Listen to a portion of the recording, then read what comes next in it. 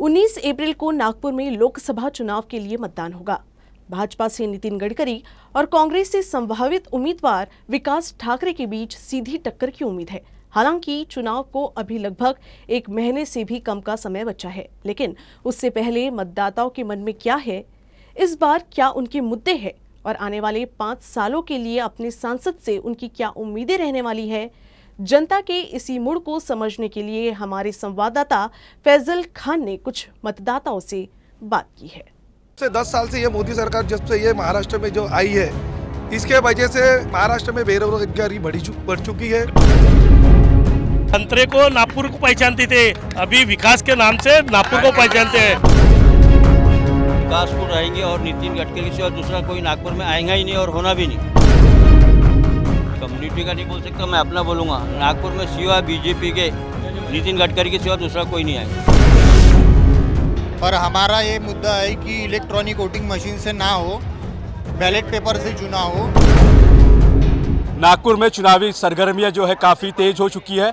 19 अप्रैल को नागपुर में पहले चलन के तहत लोकसभा चुनाव की वोटिंग पड़ेगी, लेकिन उससे पहले नागपुर की जनता चुनाव को लेकर क्या सोचती है, उनके क्या क्या मुद्दे हैं, पिछले 5 साल कैसे कर आने वाले 5 साल से उन्हें क्या उम्मीदें हैं, यही समझने के लिए नागपुर की जनता के बीच में इस वक्त मौजूद है। कुछ मतदाता है, कुछ जनता है, उनसे समझने की कोशिश करते हैं। नाम बताएं आपका, समझना ये है आपसे पिछले 5 साल किस तरह की है जनता और आगे क्या मुद्दे रहने वाली है और क्या जनता सोच के क्या वोट देने वाली है। मेरा नाम रोशन सोमकुर है। महाराष्ट्र में जो गुमराह करने वाली जो सरकार बनी हुई है, ये रोजगारों के ऊपर बोलती नहीं है और विकास का तो पता नहीं है। जब से 10 साल से ये मोदी सरकार जब से ये महाराष्ट्र में जो आई है, इसके वजह से महाराष्ट्र में बेरोजगारी बढ़ चुकी है। गडकरी जी के काम को किस तरह से देख रहे हैं पिछले 5 साल? अगर मैं वैयक्तिक गडकरी जी के बारे में बोलूं तो उनके जैसा विकास पुरुष पूरे महाराष्ट्र में, पूरे देश में नहीं है। पर अगर मैं आरएसएस और बीजेपी के माध्यम से देखूं तो मैं उनके खिलाफ हूं।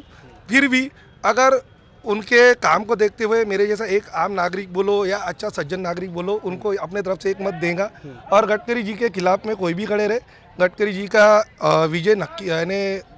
ठीक है। मुद्दे क्या रहेंगे? विकास मुद्दा रहेंगे, विचारधारा मुद्दे रहेंगे? मैं तो चाहता हूँ कि नागपुर के लोगों ने बिन विरोध चुन के लाना चाहिए। मैं तो बोलता हूँ कांग्रेस के क्या कोई ही पार्टी के उम्मीदवारों ने खड़ा नितिन जी के विरोध में खड़ा नहीं रहने के लिए होना, क्योंकि नितिन जी है, देश का विकास तो किया ही किया। नागपुर की आन बान शान नितिन जी है। पहले संतरे को नागपुर को पहचानते थे, अभी विकास के नाम से नागपुर को पहचानते हैं गडकरी जी को।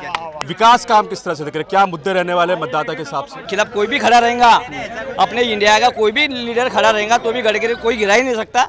गडकरी का काम घर घर तक पहुंचा हुआ है। और आप कहाँ रहते हो? आपका? मैं रहता खरबी में, मेरी दुकान है नंदनवन में। मैं फुल खरबी में पिछले 10 साल में क्या बदलाव देखने को मिला है? खरबी में पूरा डेवलपमेंट है, पूरे रोड चकाचक है। गाड़ी बाइक चलाओ तो एक धक्का नहीं लगता। गडकरी का ज़माने में पेट का पानी नहीं हिलता, इतना पूरे काम है अच्छे। आने वाले चुनाव में क्या मुद्दे रहेंगे सर आपके?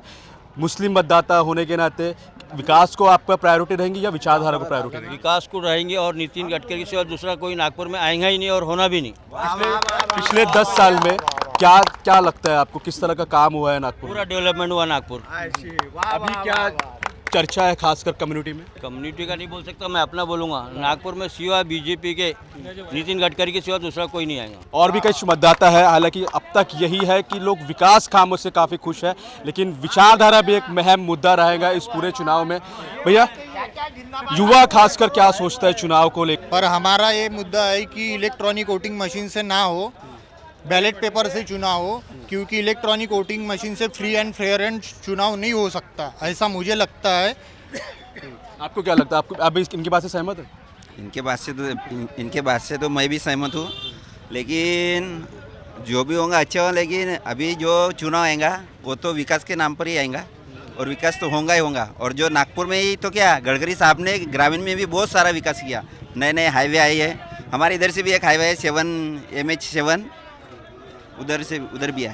तो कई लोगों से अभी बात कर रहा था मैं, भाजपा की विचारधारा ज़्यादा हावी रहेंगी मतदाता पर या गडकरी जी का विकास काम?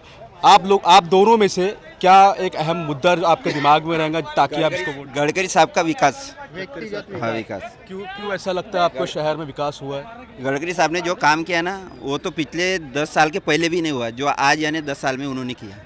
दूसरे जो मतदाता है हमारे विकास ठाकरे, हालांकि अभी तक अनाउंसमेंट नहीं हुआ उनका, उसको लेकर मतदाताओं के बीच में क्या राय है? विकास ठाकरे कुछ बोल नहीं सकता हूँ। आपको इस बारे में नहीं पता? चुनाव को लेकर गडकरी जी का आपने काम देखा होगा या दूसरे जो काम देखेंगे, शहर में क्या बदलाव हुआ है? बदलाव हुआ है ना, बदलाव हुआ है। गडकरी साहब ने पूरे काम किए, पूरे देश में काम किया पूरा। हालांकि मैं ये नहीं पूछूंगा आप 19 तारीख को किसको वोट देंगे, उस समय आपके जहन में क्या रहेगा, क्या मुद्दे रहेंगे ताकि आप बटन दबाएं? बस मोदी जी रहेंगे अपने। तो इस तरह की जो लोगों की राय है यहाँ पर देखने को मिल रही है। खासकर जो अहम है लोगों के, जिस तरह से हमने समझने की कोशिश की है, जो विकास का मुद्दा है जो है इस बार नागपुर के मतदाताओं के सिर चढ़कर बोलेगा। और यही वजह है कि जो 19 तारीख जब चुनाव की जब शुरुआत होगी नागपुर से, उसमें भी यही मुद्दा लोगों के प्राथमिकता में रहेगा। नागपुर से वीडियो जर्नलिस्ट अतुल गवई के साथ फैजल खान, यूसे न्यूज़ के लिए।